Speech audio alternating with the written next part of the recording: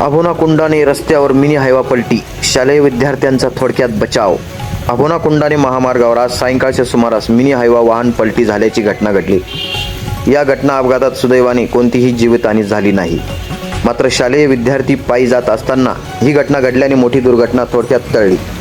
मिळालेल्या माहितीनुसार विटा खाली करून मिनी हायवा वणीकडे परत जात असताना चालकाचा वाहनावरील ताबा सुटला. याचवेळी समोरून येणाऱ्या पल्सर दुचाकीस्वाराला वाचविण्याच्या प्रयत्नात हायवा रस्त्यालगत असलेल्या विद्युत खांबाला धडकला आणि रस्त्याच्या कडेला पलटी झाला. प्रत्यक्षदर्शींनी दिलेल्या माहितीनुसार हायवा चालक मद्यधुंद अवस्थेत असल्याचा संशय व्यक्त करण्यात येत आहे. अपघातानंतर परिसरात नागरिकांची मोठी गर्दी झाली होती.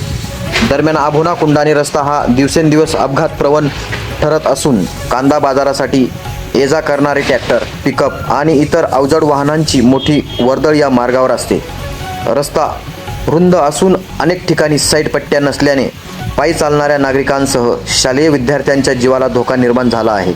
या पार्श्वभूमीवर सार्वजनिक बांधकाम विभागाने अभोना ते नांदूर रस्त्याची तातडीने पाहणी करून खड्डे बुजवणे, साईड पट्ट्यांची दुरुस्ती करणे तसेच आवश्यक ठिकाणी गतिरोधक उभारून भविष्यातील दुर्घटना टाळण्यासाठी उपाययोजना कराव्यात, अशी मागणी सामाजिक कार्यकर्ते नाना ठाकरे यांनी माध्यमांशी बोलताना केली आहे. गिरणा न्यूज नेटवर्कसाठी मुख्य संपादक चेतन हिरेसह खुशाल देवरे, कळवण.